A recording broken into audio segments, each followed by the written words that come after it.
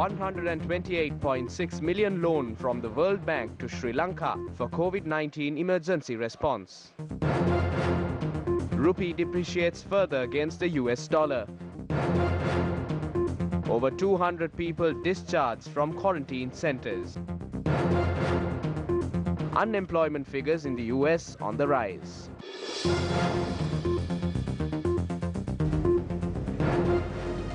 Good afternoon and welcome to Lunchtime News on TV1. Starting off with a look at your top story this afternoon. The World Bank has approved a $128.6 million COVID-19 emergency response and health pre-preparedness project for Sri Lanka to respond to the COVID-19 pandemic in the country. Now, according to a release from the World Bank, the new fast-track package will benefit the entire Sri Lankan population and prioritize stopping or slowing the spread of the virus, reducing case numbers and preventing outbreaks in communities across the island. Now, this support will scale up emergency response mechanisms, strengthen the capacity of laboratories and hospitals, treat patients, train medical staff, and raise public awareness about hand washing, hygiene, and social distancing. However, the terms and conditions of this loan agreement are yet to be revealed. Now, moving on, in more local news, Sri Lankan rupee has depreciated further against the US dollar. Selling rate of the US dollar was at 193 rupees and 75 cents against Thursday's 192 rupees and 80 cents. Moving on, in more COVID-19 related news right here from Sri Lanka, of course, good news in this case. The number of recovered patients from COVID-19 virus in Sri Lanka has risen to 22 a short while ago, with an addition of one more patient to this list. The number of COVID-19 patient-related deaths in Sri Lanka, unfortunately, however, rose to 4, with one death being reported last night. Another patient receiving treatment for the viral infection at the Institute of Infectious Disease passed away last night. The deceased was a 58-year-old at the time of his demise. The Ministry of Health stated that he passed away due to pneumonia-related complications. Meanwhile, with the detection of 5 new corona patients in the island, the number of total confirmed cases rose to 151. According to the Ministry of Health, 127 of them are still receiving treatment. 251 suspected cases are being monitored. 21 patients had completely recovered from the infection. Meanwhile, another 288 people who were quarantined at various locations across the island under the supervision of the Sri Lanka Army were released today. The announcement was made by Lieutenant General Shavendra Silva, the commander of the Sri Lanka Army. Now, DIG Ajit Rohana spoke about the contributions of the State Intelligence Service to the efforts to combat COVID-19 here in Sri Lanka. This is what he had to say. The National Intelligence Services contributed immensely to contain the COVID-19 virus in the country as per the instructions of the President since the outbreak began. And this had enabled us to contain this virus to a large degree in the country in comparison to other countries. The National Intelligence Service conducts investigations on the people who have been in contact with confirmed patients and people who have had contact with them and so on. This is the important task performed by the State Intelligence Service. Since the first COVID patient was identified in the country, patients were detected from various other locations in the country. Patients were reported from Maravila, Nugegoda, Beruwala, Dehiwala, Colombo 8, Kuliyapitiya, Wennapuwa, Jayala, Ratmalana, Akurana, Nathandiya, Colombo 4, Atalugama, Bandaragama, Putlam, Wellampitiya and Jaffna. Patients were reported from 19 different locations. This virus has not yet been spread among the community.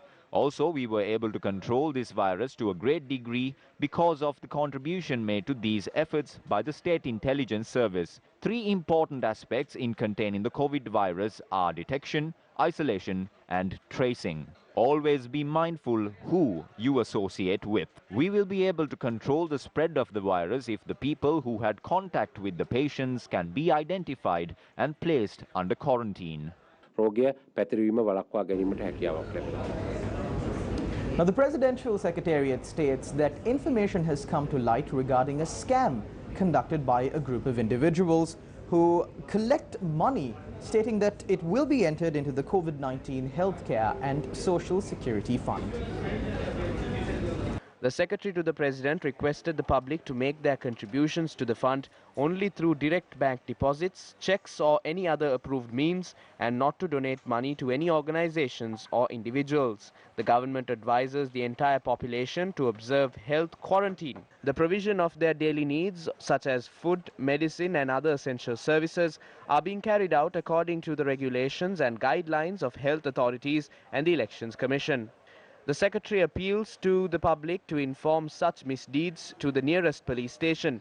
Further information in this regard can be obtained from Mr. K.B. Egodavela, Director General Administration, through 0112 354479 or 0112 354354. With direct contributions from the public, the COVID-19 Healthcare and Social Security Fund reached 314.5 million rupees today. Now, moving on in more issues surrounding the COVID-19 outbreak here in Sri Lanka and the measures that have been taken by the government. Now, 1,264 people who violated curfew in Sri Lanka were arrested by police during the 24 hours that ended at 6 a.m. today. 325 vehicles were also impounded by the police. Now, a total of 10,730 people have been arrested for violating curfew since the regulations were first imposed in the country. And 2,657 vehicles were also impounded during this same time period. Many senior citizens had arrived to withdraw their pension payments and to purchase medicine today. Of course, with the government relaxing certain regulations on the curfew and allowing the senior citizens to do so. Senior citizens had arrived at their respective cities after the state banks and pharmacies remained open today to serve them. The Ministry of Public Administration states that state banks will reopen on the 6th of April in order to carry out payments of pensions. Now, the ministry added that the transportation of pensioners will be handled by the Sri Lanka Army along with the cooperation of the Grama Niladaris of those respective areas.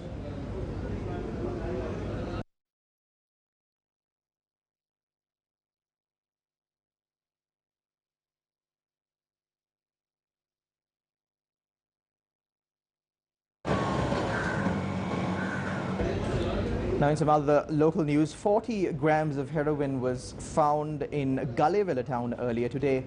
A woman was arrested in connection to the discovery. The police made the arrest after acting on information received. The police revealed that 40 grams of heroin had been meticulously concealed, but their officers were able to make the detection. The street value was estimated at 500,000 rupees. The suspect who was arrested is said to be from the same area and is due to be produced before the Dambulla Magistrate Court later today. Now, issuing a media release today, the Foreign Ministry of Sri Lanka stated that it has been in consultation over the past 2 days with its heads of missions based in 67 cities across the world to facilitate the well-being and safety of Sri Lankans overseas while preparing for any exigencies that they could meet in the coming days. The release noted that Sri Lanka missions have been constantly interacting with the student communities and migrant workers in their respective stations and have established 24-hour emergency hotlines providing easy access to the mission. It adds that social media platforms are also being used to maintain and enhance links by which information could be shared. During the discussions, the ministry stressed that the missions and the Sri Lanka Bureau of Foreign Employment should also look after and facilitate the well-being of Sri Lankans without valid visas, unemployed, and also those who are not registered with the SLBFE. The release added, quote, "The missions have also been striving to secure visa extensions for students as well as others, residents and those visiting abroad whose visas are lapsing," unquote. It adds that the ministry also took note of the positive action by some missions in collaborating with the Sri Lankan health authorities to coordinate procurement of medicines and medical equipment urgently needed on a government-to-government basis. Meanwhile, the new Contact Sri Lanka online web portal launched by the Ministry of Foreign Relations on the 26th of March 2020 has to date seen 45,770 Sri Lankans living abroad register. According to the ministry, the portal is a direct interface for all overseas Sri Lankans to voice their views and concerns to the ministry and the missions, and has been jointly created by the Foreign Ministry and Information and Communication Technology Agency of Sri Lanka. The web link is hosted on the ministry webpage www.mfa.gov.lk and also can be accessed at www.contactsrilanka.mfa.gov.lk. Now, according to Fitch Ratings, the COVID-19 outbreak and the resultant prolonged business disruptions will put additional pressure on Sri Lanka's finance and leasing companies, which are already struggling with non-performing loans, weakening profitability and muted loan growth. Fitch added, even though the ultimate economic and financial market implications of the outbreak are unclear, it considers the risks to the credit profiles of non-bank financial institutions to be clearly skewed to the downside. Fitch also believes that the central bank's additional relief for COVID-19 affected businesses and individuals will have mixed implications for finance and leasing companies. According to Fitch, the 1 to 6 month debt moratorium will exacerbate pressure on the profitability of finance and leasing companies, and the extension of the timeline to comply with enhanced minimum capital requirements will provide some breathing space to finance and leasing companies that are yet to meet the relevant thresholds. Fitch added its expectations of earnings and asset quality weakening for 2020 far exceeds what was contemplated in late 2019. In March this year, Fitch Ratings revised Sri Lanka's banking sector outlook to negative as the coronavirus pandemic poses increased risks to the anticipated expansion in the economy and credit demand. Now, moving on from the situation related to the COVID-19 outbreak here in Sri Lanka to the global arena. Now, although 22 patients have recovered here in Sri Lanka and the situation is being controlled by the authorities, the situation is quite different in the global arena. What you see behind me is a graphic representation of how the pandemic or the spread of the pandemic progressed. Now, you can see at first it was China that was recording the highest number of cases in the months of March, which was quickly surpassed by Italy towards the end of March. Now, more than 1 million cases of COVID-19 has been registered globally, according to the latest figures. Another grim milestone as the world grapples with the spreading pandemic. Now, back then, the World Health Organization had recorded 90,869 cases, and what then seemed like a staggering figure is now the increase we see every day in these countries. The outbreak was then largely confined to China, with more than 80 cases there alone. Now, as of 12 p.m. today, more than 1,015,728 people have been confirmed to have contracted COVID-19, and more than 53,202 people have been claimed by this virus. They have passed away due to COVID-19. Nearly 212,991 have recovered from the virus. The number of coronavirus infections continue to rise worldwide, with more than 1,013,000 people diagnosed, as the death toll surpassed 53,000, including almost 6,000 in the United States. The United States is the epicenter of the virus.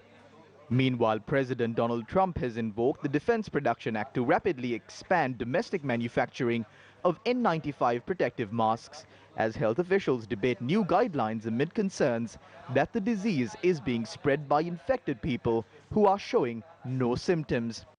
The coronavirus pandemic death toll in Spain passed 10,000 yesterday, as the country reported its highest single-day number of deaths since the outbreak began, with the total rising by more than 1,000 to 10,348 among 112,065 infections.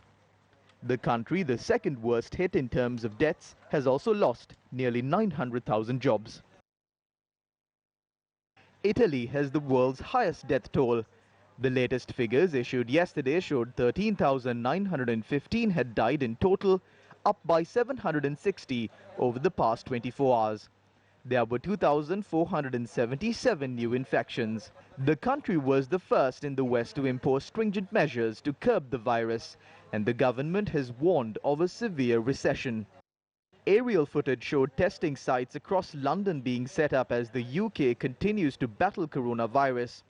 British Prime Minister Boris Johnson has promised to ramp up testing after his government faced criticism for being slower than some European peers to roll out mass checks for frontline health workers and the population. Health Minister Matt Hancock, who himself has tested positive for COVID-19 virus, said Britain is aiming for 100,000 daily coronavirus tests by the end of April, an increase of around tenfold from current levels.